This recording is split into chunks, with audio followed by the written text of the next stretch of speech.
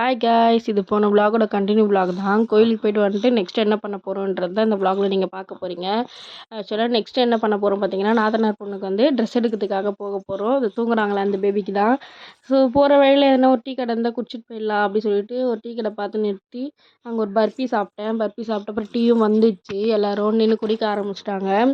நானுமே குடிச்சு பார்த்தேன். அவ்வளோலாம் நல்லா இல்லை, ரொம்ப ஸ்ட்ராங்காக போடுறாங்க. இந்த கடைன்றதில்ல, நிறைய கடையிலேயே இப்படி தான். ஒரு சில கடையில் மட்டும்தான் நல்லா இருக்குது. மிச்ச கடையில் ரொம்ப ஸ்ட்ராங்காக போட்டு அது ஒரு நல்லா இல்லாத ஆக்கிடுறாங்க.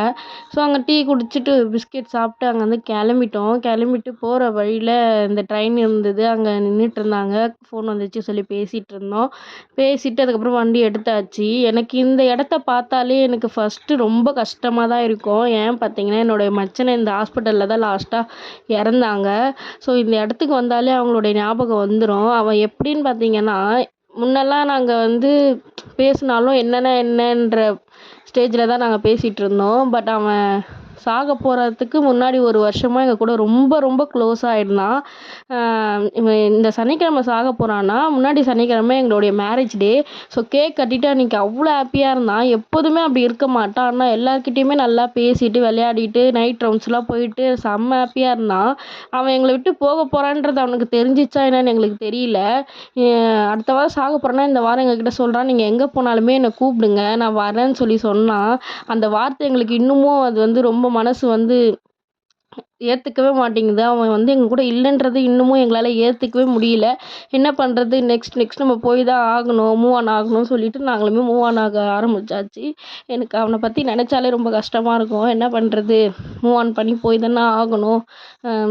அதையே நினச்சிட்டு நம்ம ஃபீல் பண்ணிகிட்டு இருந்தால் நெக்ஸ்ட் ஸ்டெப் நம்மளால் வைக்க முடியாது. ஸோ அதனால் நாங்கள் மூவ் ஆன் பண்ண ஆரம்பிச்சிட்டோம். நாங்கள் மூவ் ஆன் ஆக ஆரம்பிச்சிட்டோம். ஆனால் எங்கள் பெரிய மாமியார் வந்து இன்னும் மூவ் ஆன் ஆகலை. நம்ம எப்பயாவது பழகி எப்பயாவது பேசி எப்பயாவது இது பண்ணி நம்மளுக்கு இவ்வளோ கஷ்டமாக இருக்குன்னா, அப்போ அவங்களுக்கு எவ்வளோ கஷ்டமாக இருக்கும் பெற்று வளர்த்து. ஸோ அவங்க ரொம்ப கஷ்டத்துலேயே தான் இருக்காங்க. ஸோ போக போக அவங்களுமே மூவ் ஆன் ஆகிடுவாங்கன்னு நம்புகிறேன். அப்புறம் நாத்தனார் பொண்ணுக்கு ட்ரெஸ் எடுக்கிறதுக்காக போயிருந்தாலும் சொல்லியிருந்தேன்ல. ஸோ போயிட்டு பாப்பாவுக்கு ஒரு ட்ரெஸ்ஸும் செலக்ட் பண்ணி எடுத்துட்டோம். எடுத்துகிட்டு நெக்ஸ்ட் ஸ்டெப் என்ன பார்த்தீங்கன்னா, இப்போது அக்காவுக்கு ஹாஸ்பிட்டலுக்கு போகணும்னு சொல்லியிருந்தேன்ல, எங்கள் நாத்தனாருக்கு. அதனால் அவங்க கூட ஹாஸ்பிட்டலுக்கு போகலாம் அப்படின்னு சொல்லிட்டு எங்கள் நாத்தனாரை போய் வேலையாண்ட பிக்கப் பண்ணிட்டு தான் போகிற வேலை. ஸோ போயிட்டு நாத்தனாரை ஹாஸ்பிட்டலில் பிக்கப் பண்ணிவிட்டு போயிட்டு வந்தோம். இவங்களுக்கு தான் ஸ்கேன் எடுக்கிறதுக்காக போயிருந்தோம். ஸ்கேன்லாம் எடுத்துகிட்டு எல்லா வேலையும் முடிச்சுட்டு வெளியே வரும்போது டைம் பார்த்தீங்கன்னா 9:00 கிட்ட ஆயிடுச்சுங்க.